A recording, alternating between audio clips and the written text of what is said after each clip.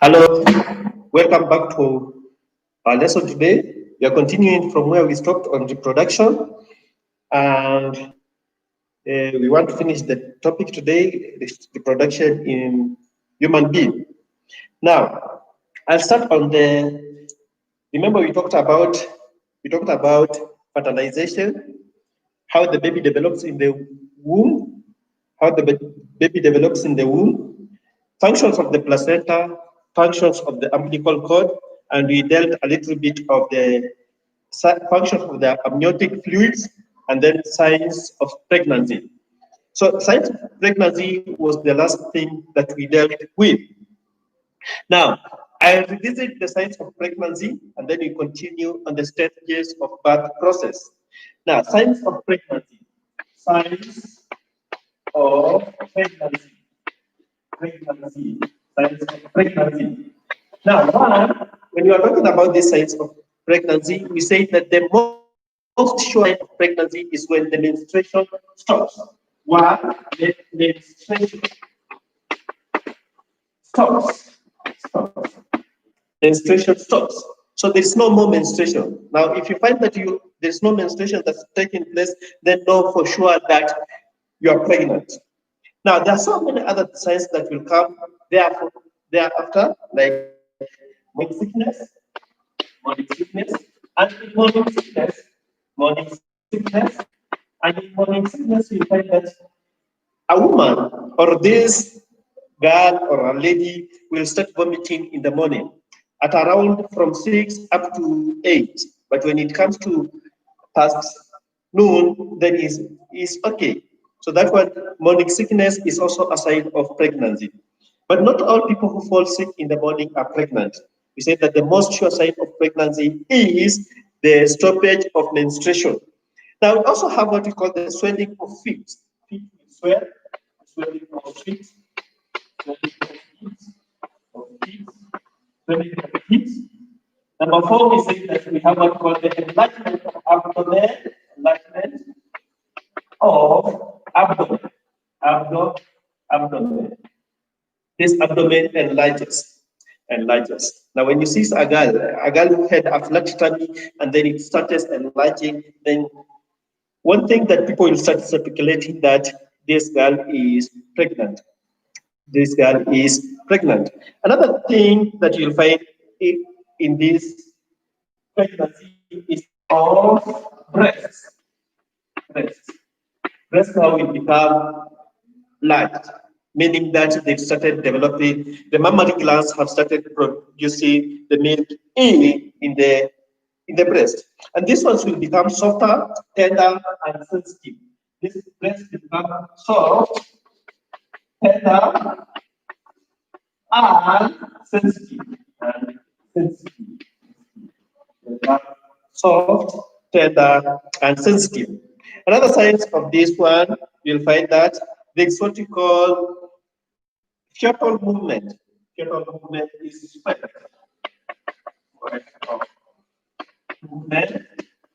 Movement is spread.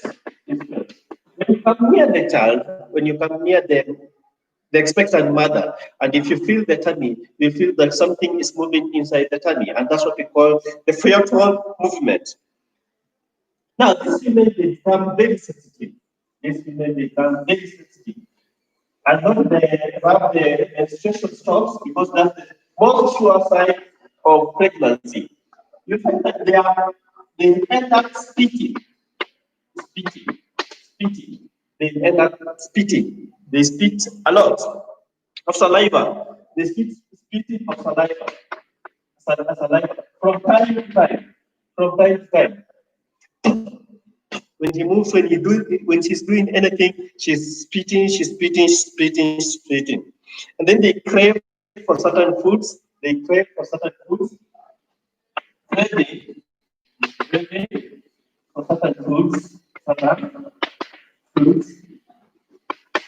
Now, these women, they'll be fond of something. Maybe they just like eating spaghetti. You feel that he wants to eat in the morning spaghetti, he wants to eat in the afternoon spaghetti, he wants to eat in the evening spaghetti. Every time he's fond of that. Or else, you find that they are also striving for soil or certain stones. And this one is means that their body now is demanding for more minerals. Their body are demanding for more minerals. So they crave for eating soil and certain stones. So if you see a woman eating soil and certain stones,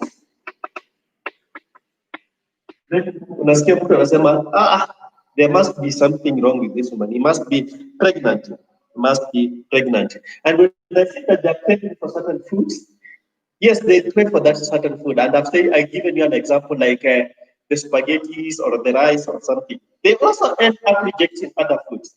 Nasikia ukipika ugali anasema, I don't want that one, I don't want rice, I don't want this one.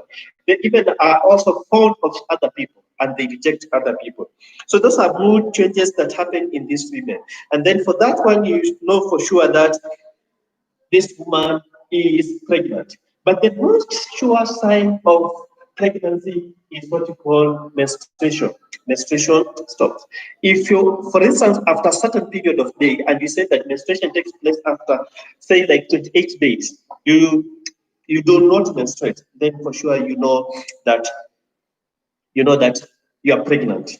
And I'm not saying that when you stop menstruating, you end up concluding that you're pregnant.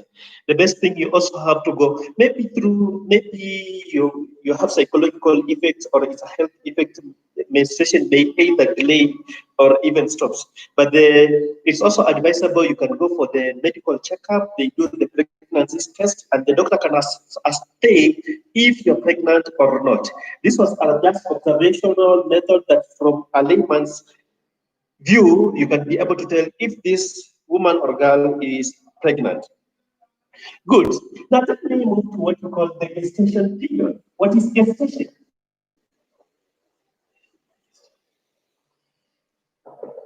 Gestation. Gestation. Now when I'm talking about gestation, this is a period between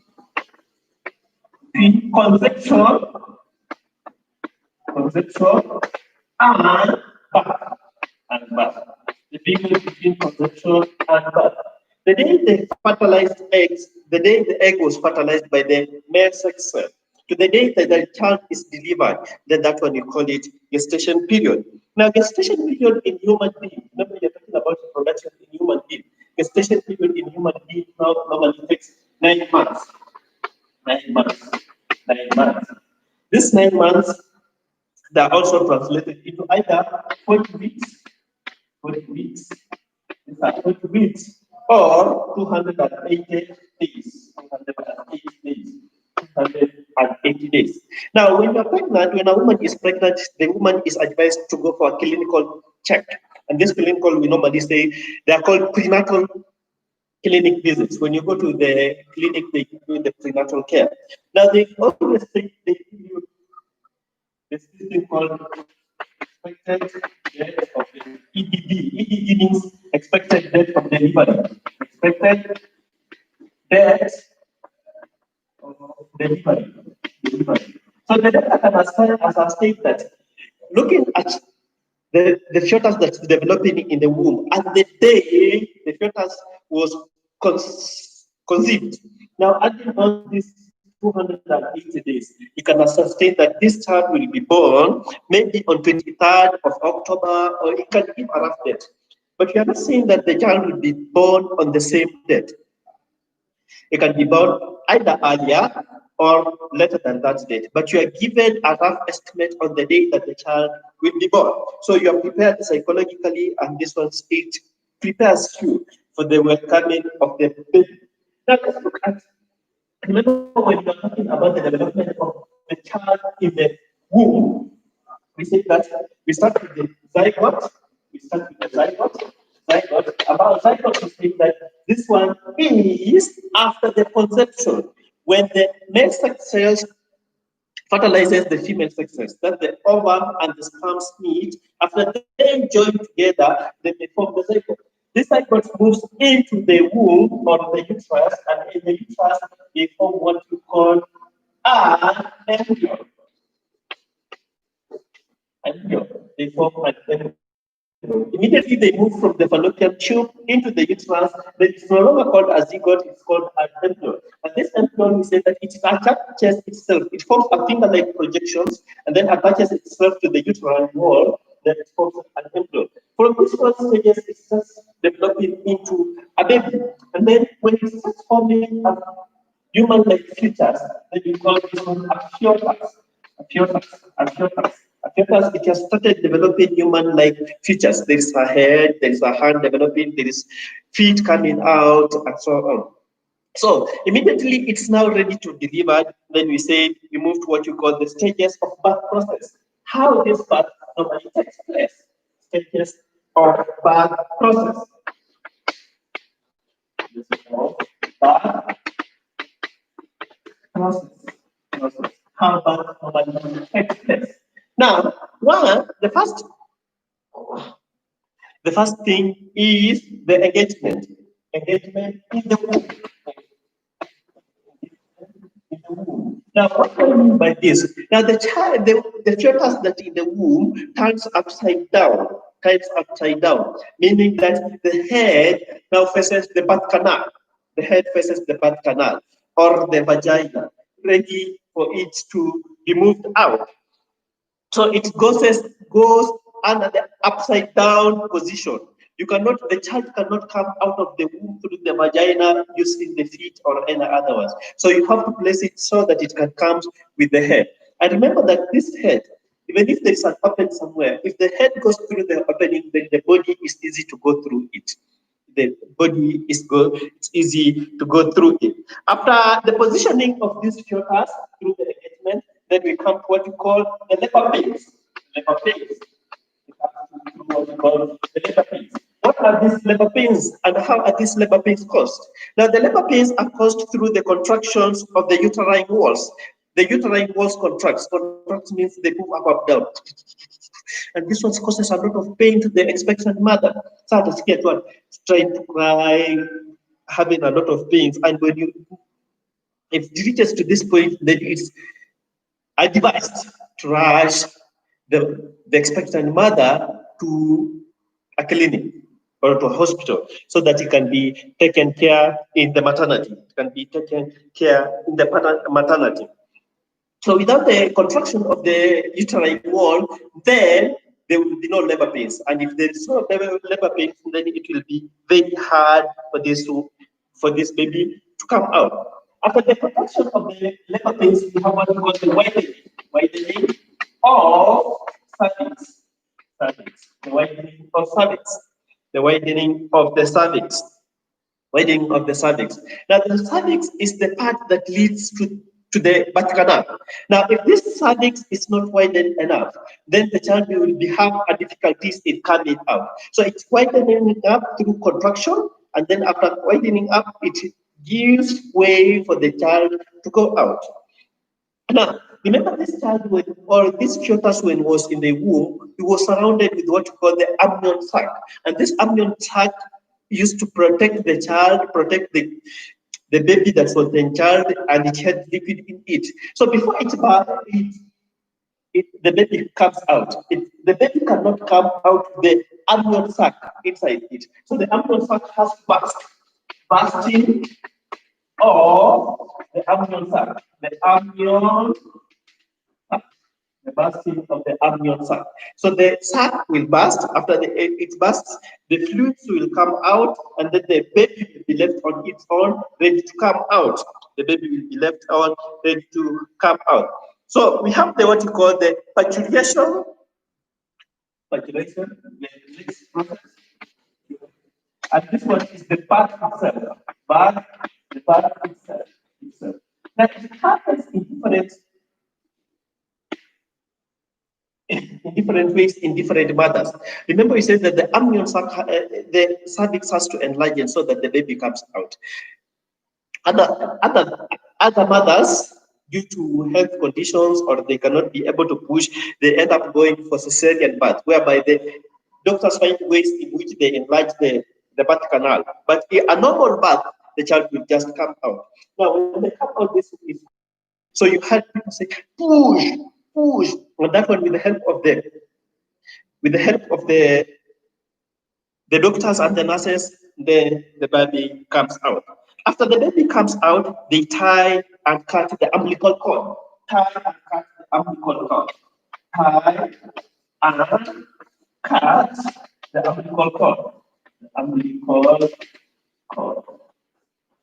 Remember, this umbilical cord is the one that was tying the child to the mother.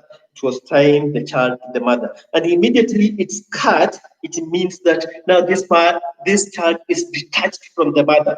Now he's brought to the world, it can now survive on its own. It doesn't depend on the food that the mother was eating, neither does it depend on the gaseous accident that was taken to place the mother, and so on. So it cuts the umbilical cord. And why do we cut this umbilical cord? The reason that we cut this umbilical cord is to separate the baby from the placenta. It separates the baby from the placenta, and then it makes the baby independent. Remember, still the placenta is when the baby got the food from the mother. Gaseous exchange took place there, and then also facilitated the removal of waste from the baby through the mother's blood streams and then out of the body. But now the child is on its own, it becomes independent. It means that now it will start feeding on its own, it will start taking the gaseous exchange on its own, and lastly, it will have to remove its own waste on its own. It will not depend on the mother anymore. So it's very much important to cut this umbilical cord. And remember that when you're cutting umbilical cord, now the umbilical cord is the first thing that it's normally cut so that it prevents the excess bleeding. And when the umbilical cord is cut, then there was what we call the formation of the navel, the formation of the navel, that it's produced outside the belly. We've seen kids that have big navels and the ones that they have small navels. That have big navels, then it means that the umbilical cord was cut further away from the kid. And the ones that have short navel means that the umbilical cord was cut close to the body of the children. Now it produces outside the belly, then it's also referred to as the sperm. And lastly, when this child is born, you'll find that the child cries. People have been asking why that the child cries. When the child cries, it actually facilitates the opening of the lungs. It facilitates the opening of the lungs. Remember, when the kid or the fetus was inside the uterus of the mother, it depended on the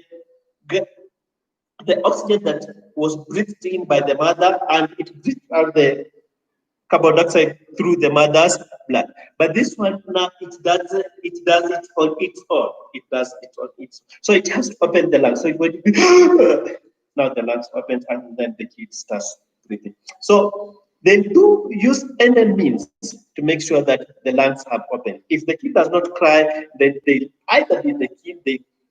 will start crying, and from that one, the child will now start breathing. Now, after the birth, a mother should be taken good care of. The mother should be taken good care of. That's why we are advocating for the mothers who are pregnant. They be taken to the hospital, so they be in good care of the nurses. They'll be good care with the nurses to avoid excessive bleeding. Previously, mothers used to deliver at home, and there were so many deaths that used to take place. But nowadays, they are taken to the hospital so that after taking the hospital, they do take care of the mother to prevent this excessive bleeding, and the life of the mother is safe. Now, we have what you call the prenatal clinic. When you go to the prenatal clinic, one thing that they do take care of, they take the HIV test. They take the HIV test to ascertain if the mother is HIV positive. Now, it's very much possible for an HIV positive mother to give birth to an HIV negative child, Now, when they get that the mother is HIV positive, the first thing that they'll do, they'll take the utmost care when this mother is delivering the child to make sure that the blood of the child does not blood of the mother. And in so doing, the child will be set free from HIV. And then the mother will be given advice on how to rear the child. Remember, when we are talking about how HIV is transmitted, we say that one, it's transmitted through body fluids, and the most possible fluid is the blood. So they make sure that the child blood and the mother's blood do not mix at all. Secondly, they'll advise the mother that after the delivery of the mother, then the mother is not supposed to breastfeed the child. The mother is not supposed to breastfeed the child. Because if in so doing, then you'll end up transmitting this virus through the male to the kid. You'll end up transmitting this virus through the male to the kid. So it's very much possible for the mother to give birth to an HIV negative child. Now, let's revisit the most important terms that we came across when learning the reproduction. One, reproduction itself. What is reproduction? This is the summary of the things that we'll be going through. One, we talked about reproduction, and we said that reproduction is giving rise to the new young ones. Reproduction is giving rise to the new young ones. We also talked about ovulation. Ovulation.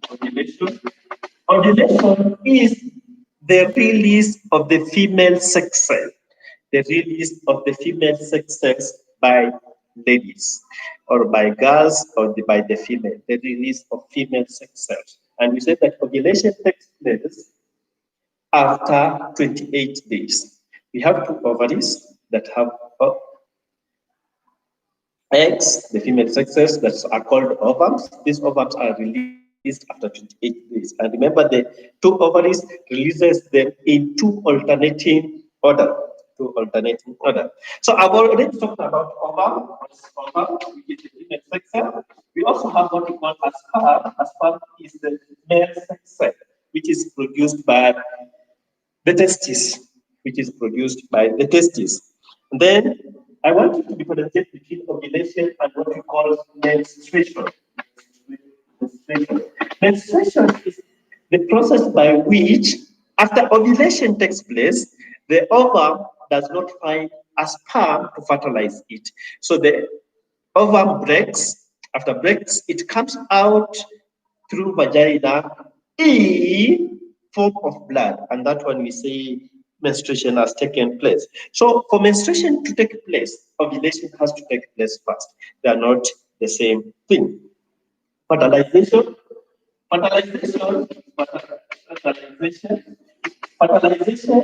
is the fusing of the male sex cell and the female sex cell. The fusing of the male sex cell and female sex cell. Remember, this one takes place in the fallopian tube. It takes place in the fallopian tube. So the fusion of the male sex cell and the female sex cell is called fertilization. We also call this one, through that process, then we say conception has taken place. Conception has taken place.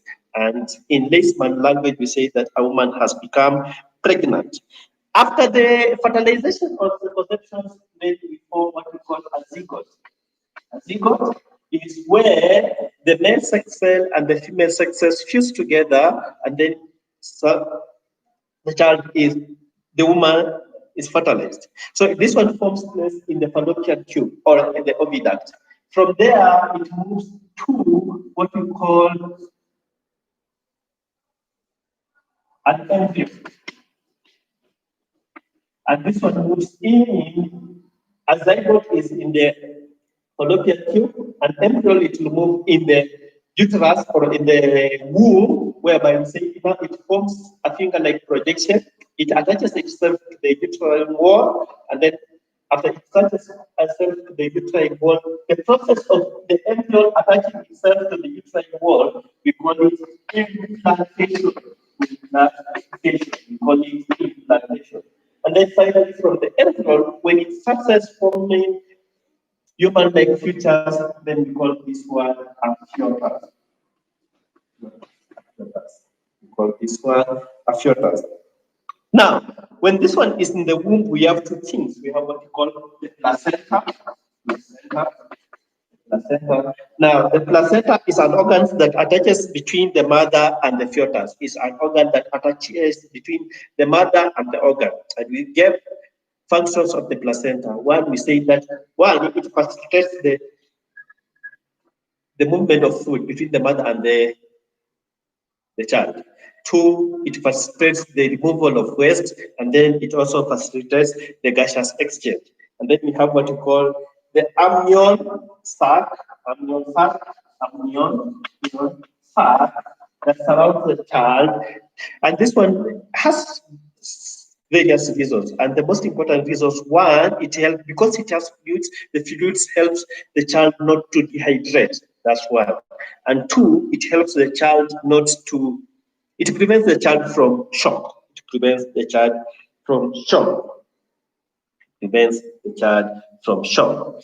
So those are the important terms or terminologies that you come through when you are talking about the reproduction in human being. I've talked about pregnancy. I've also talked about gestation. We said that gestation is the period between conception and birth. Gestation is the period between conception and birth. And in human being, it's 9 months, which it translates to 40 weeks or 288 days. 208 days, I mean 280 days. And it's good to go to a doctor so that they can be able to tell when you will be delivered. And this one is normally called the EDD. EDD meaning expectant date of delivery. Expectant date of delivery.